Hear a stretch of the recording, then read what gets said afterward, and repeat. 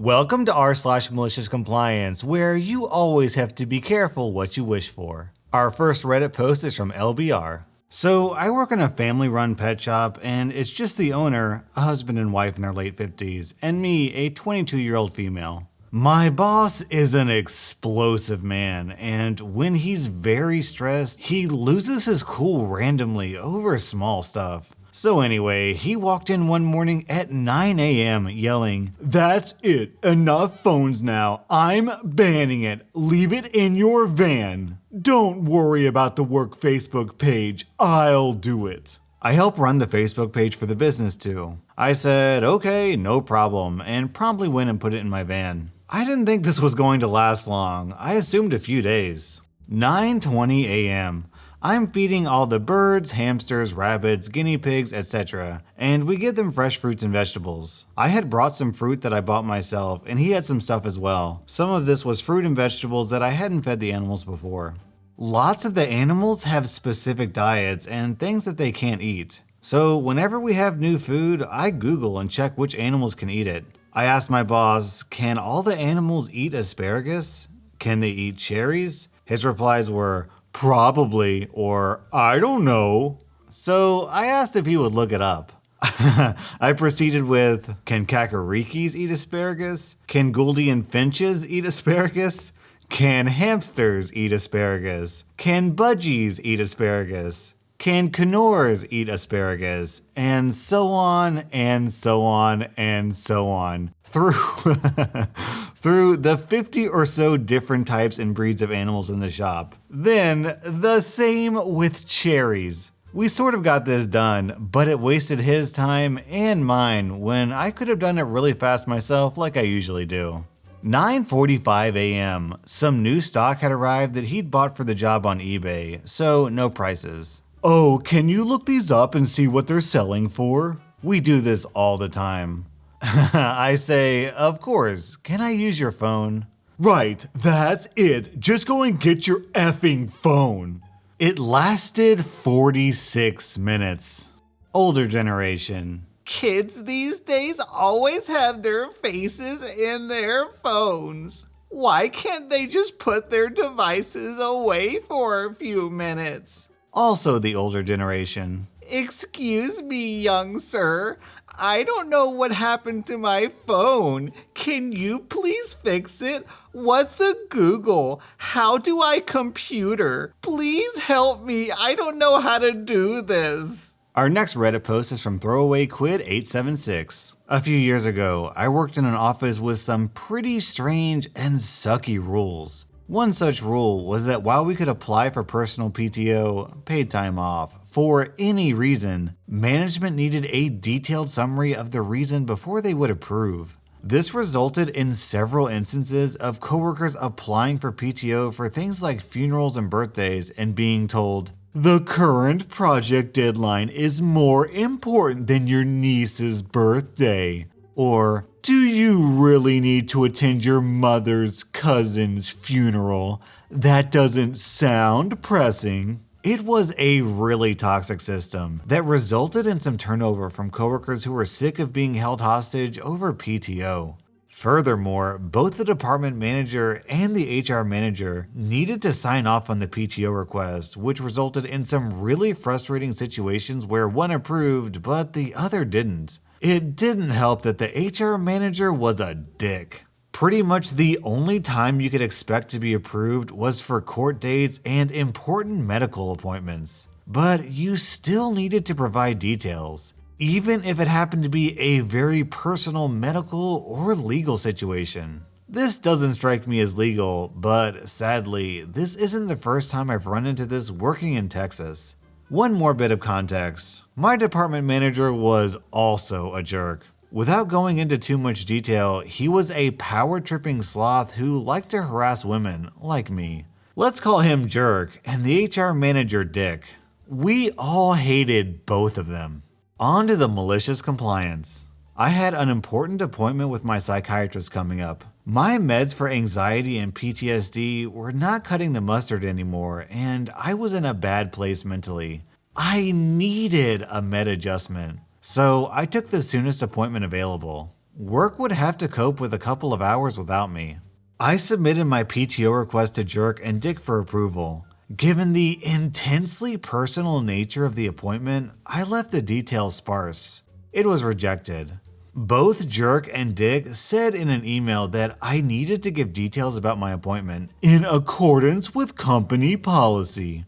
Jerk had the nerve to call me into his office and chide me over my unacceptably terse PTO request. You know the rules. Why would you waste my time with such a brief request? You know I can't approve this, etc. I was pissed, but as I stood in my cubicle, it dawned on me that I could get back at Jerk and Dick merely by complying with their own rules. I formulated a plan. I sent an email to Dick and CC'd Jerk. Always cover your own butt, folks. I said, are you sure you need the details of my appointment? Are you positive? It's really personal. Both Dick and Jerk said, yes, we need the details of your PTO circumstances. You know the rules. I replied that it's very private. Are you sure I need to talk about it? We sent some emails back and forth until I was sure I had a solid paper trail. Then I decided, welp, if they really need my personal medical details, which I still think is illegal, but whatever, then I suppose I better give it to them. I submitted a new PTO request with all the relevant information. That I was going to see my psychiatrist for an urgent appointment. I needed to be seen at the earliest possible time because I was having thoughts of hurting myself. Because I have PTSD from being passionately hugged against my will in foster care. I threw in some details about what my foster father did to me. How I went numb and used drugs to cope. How I was hospitalized as a teenager for a suicide attempt. I also screenshotted and emailed my request to a few of the higher-ups, saying my previous request was insufficient, so I wanted to make sure I got it right this time. I submitted it.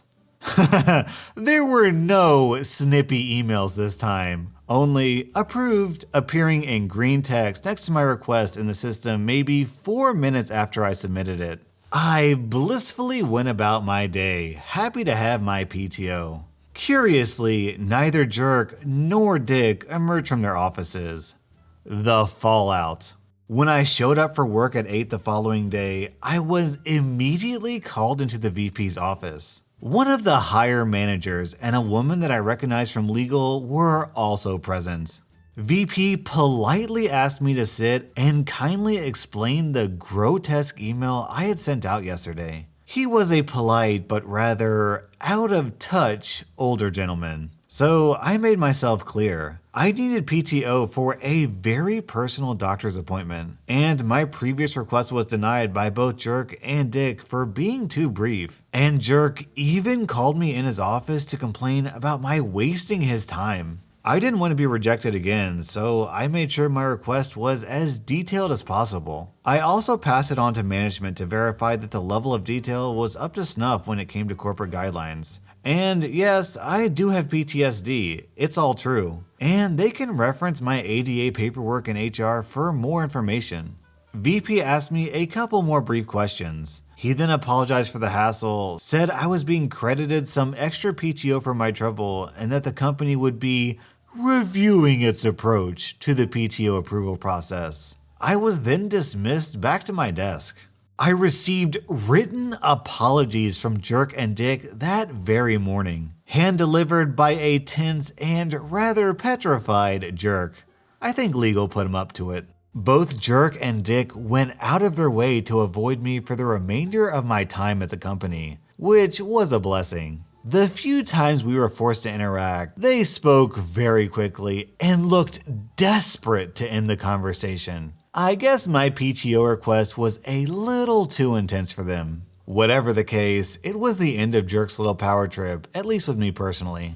Also, that same morning, we received a company-wide email marked as important. There was a change in the PTO policy. Requests with regards to medical and other sensitive reasons no longer require detailed explanations effective immediately. Bonus, one of my friends in HR, well, not really a friend, but a woman who liked to discuss crocheting with me at the water cooler, showed me an internal email from Dick to all HR staff. Every PTO request from me personally was to be approved immediately and without question. I tested this later that summer by requesting a day off to watch Netflix. That's specifically what I put in the request field. I planned on quitting soon, so I was in a flippant mood. It was approved immediately. I think they had me flagged in their system. Truth be told, I could have probably taken a whole month off and gotten paid for it, but I didn't push my luck. I left my company for a much more tolerable, less toxic, higher paying job about 6 months later.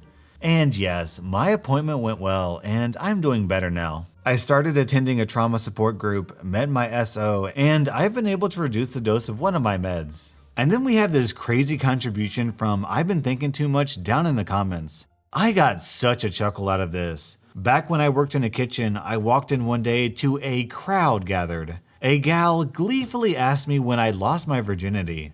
I said it was a while ago. No, tell us how old you were. You don't need to know. Don't be shy, just tell us. Well, I was passionately hugged against my will when I was 14. The crowd dispersed immediately. Our next Reddit post is from tbsdy. I worked in an electricity retail call center. It was highly unionized, but the management tracked login times to the minute. One incredibly ridiculous thing they did was if you were a minute or two late, they would literally dock your pay by that many minutes. It wasn't really enough for us to notice, and I'm sure they didn't actually save any money. I mean, if you were 15 minutes late, I could understand not paying, but 3 minutes late? Well, eventually, the union discovered what they were doing and were completely pissed that they hadn't been consulted about this dick move. This is where their malicious compliance comes in. The union demanded log on and log off times for everyone in the call center. What management hadn't counted on was that all of us would often need to wrap up calls and clear the call queue before the call center could officially close. This often meant that operators would leave several minutes after their shift. On bad occasions, it could be 15 to 20 minutes delay before they could clock off, but mostly it was only a few minutes. The union made management recalculate everyone's pay for the year based on clock on and clock off time. They also pointed out that staying past end of shift triggered penalty rates. It turns out everyone, and I mean everyone, had spent more time wrapping up calls at the end of the day than they were late clocking on. Each of us got paid for lost wages at overtime rates. It cost them a fortune, and they never docked the pay of anyone who was late ever again.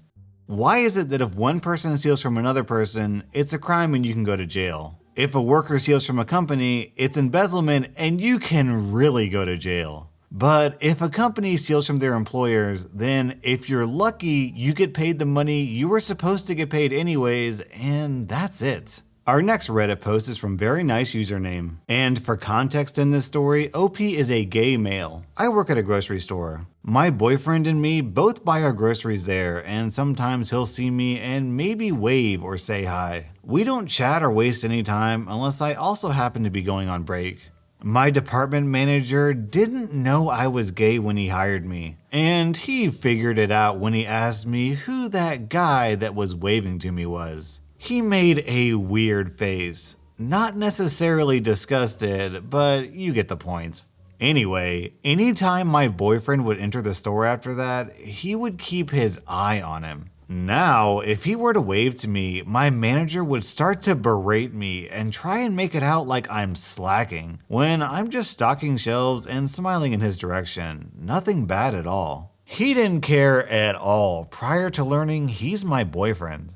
After a week, he has a private talk with me saying my boyfriend is causing too much of a distraction, and he shouldn't shop here while I'm on shift, and that if something didn't change, I might be let go. I was mad, told my boyfriend about it. He was even more mad. I didn't really want to make a big deal out of it though. This is a temp job, and I probably won't even have it longer than a year or two. So I decided to prank my manager instead of getting into legal or corporate stuff. We have other gay friends that shop there. Crazy enough, we look just like regular people, so no one would realize, including my manager. Sure, my boyfriend won't shop there, but what about other gay people? That shouldn't matter. He just doesn't want my significant other distracting me at work. So I mentioned what happened to my 5 friends, who mentioned it to their friends, and so on. My next shift, I bore witness to 30 extremely flamboyant and openly gay men and women flaunting their sexuality in the store. My manager was trying to hide in the back, but every customer needed the manager's assistance for the most mundane questions, lol. He ended up going home early, but after that shock, he actually stopped berating me for the past couple of months. He might just be happy that I'm not very open about my sexuality, so he can choose to ignore it. Is anyone else extremely impressed by how organized the gay community is? Also, I looked it up and the average American spends about $3,000 a year on groceries, times 30 friends, and that comes out to $90,000 a year in potentially lost revenue just because this guy's homophobic. Yo, if you guys are gonna pay me $90K, you can kiss whoever you want, wherever you want. That was rSlash and if you're one of those viewers out there who don't actually watch my videos but only listen, then you might wanna check out my podcast with the link down in the description. Also, if you wanna support me and this channel, check out my merch store with the link in the description.